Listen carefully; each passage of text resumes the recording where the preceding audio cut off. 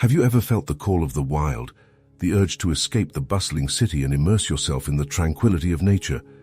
Have you ever wondered what it would be like to spend a night under a canopy of stars, surrounded by the whispers of the forest? But what if that serene night turned into your worst nightmare?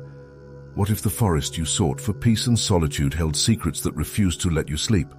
This is the story of a camping trip that started as an adventure and ended as a haunting memory, a tale of sleepless nights and unseen terrors lurking just beyond the firelight. It all started with an innocent suggestion. My best friend Mark had been working tirelessly for months without a break. One evening, as we sipped beers in my apartment, he proposed the idea of a weekend camping trip. "We need to unplug, man," he said, his eyes glinting with excitement. "Just us, the wilderness, and no distractions." The idea was tempting. I was swamped with deadlines and the constant hum of the city. The thought of escaping to a quiet forest, away from emails and traffic, sounded like heaven. We quickly agreed on a location, a remote, sprawling forest that Mark had heard about from a colleague. It was supposed to be beautiful, untouched and perfect for our adventure. We packed our gear, tents, sleeping bags, food supplies, and all the essentials. On Friday afternoon, we loaded everything into Mark's old Jeep and set off. The drive was long, but the further we got from the city, the lighter we felt. The air became crisper, the landscape greener. By the time we reached the forest's edge, the sun was beginning to set, casting a golden glow over the trees. We found a clearing by a small, serene lake, ideal for our campsite. As we set up our tents, the sounds of the forest enveloped us. Birds chirped, leaves rustled, and the gentle lapping of water against the shore created a soothing symphony. We built a fire, cooked dinner, and spent the evening talking and laughing, feeling the stress of our daily lives melt away. The first night, as the fire died down, we retired to our tents. I lay on my back, gazing up through the mesh roof at the star-studded sky. It was the most beautiful night I could remember. Slowly, I drifted into a deep, peaceful sleep. But sometime in the middle of the night, I was jolted awake by a sound, a low, guttural growl that seemed to reverberate through the ground. I sat up, heart pounding, and strained to listen. The growl came again, closer this time. It sounded like an animal, but unlike any I had ever heard. I unzipped the tent as quietly as possible and peeked outside. The fire had died down to embers, casting an eerie, flickering light. The forest was pitch black beyond the glow. I saw nothing but shadows dancing among the trees. I tried to convince myself it was just my imagination, or perhaps a distant animal, but sleep eluded me for the rest of the night. Chapter 4. Unease in the Daylight. Morning brought a sense of relief. In the light of day, the fears of the night seemed silly. Mark teased me when I told him about the growl. "Probably just a raccoon or something," he said, grinning. We spent the day hiking, fishing, and exploring. The beauty of the forest was breathtaking, and for a while I forgot about the previous night's disturbance. But as the sun began to set, a sense of unease crept back in. We built a larger fire that night, determined to keep the darkness at bay. The evening passed without incident, and I started to believe that maybe Mark was right.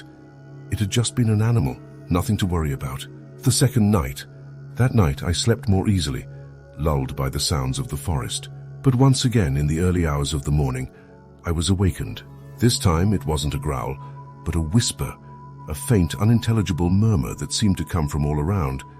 I held my breath, listening intently. The whispers grew louder, more insistent, but I couldn't make out any words. I crawled out of the tent, clutching my flashlight. The beam cut through the darkness, revealing nothing but trees and shadows. I walked a few steps, trying to locate the source of the whispers. As I turned back towards the tent, the light caught something. An impression in the dirt, a footprint larger than any human's. Panic surged through me. I hurried back to the tent and woke Mark. He was skeptical, but agreed to keep watch with me for the rest of the night. We sat by the fire, adding wood to keep it burning brightly.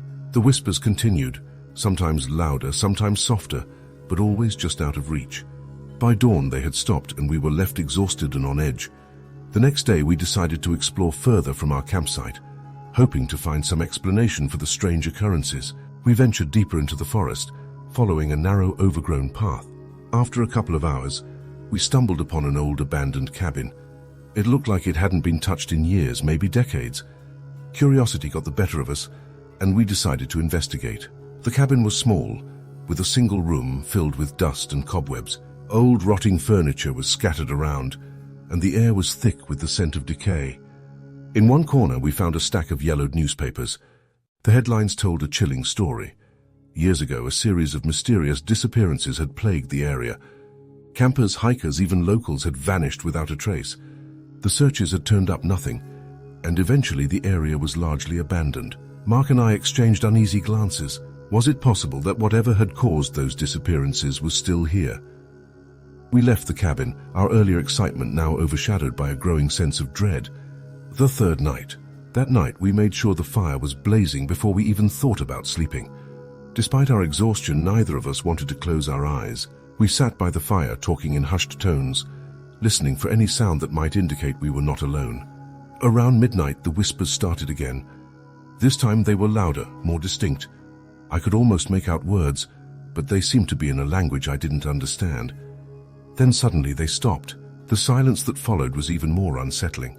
Without warning, a blood-curdling scream pierced the night. It was close, too close. We grabbed our flashlights and shone them in the direction of the scream. The beam landed on a figure, tall, gaunt, and shrouded in shadow, standing at the edge of the clearing. Its eyes glowed with an unnatural light, and its mouth was twisted into a sinister grin. We froze, paralyzed with fear. The figure began to move towards us, slowly, deliberately.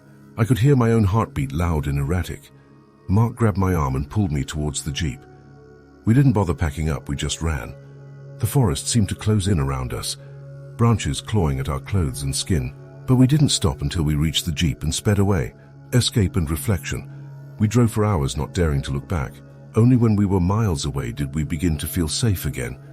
We found a motel and checked in, collapsing onto the beds, too exhausted to speak. Sleep came fitfully, filled with nightmares of glowing eyes and whispered voices. The next morning we sat in silence, trying to process what had happened.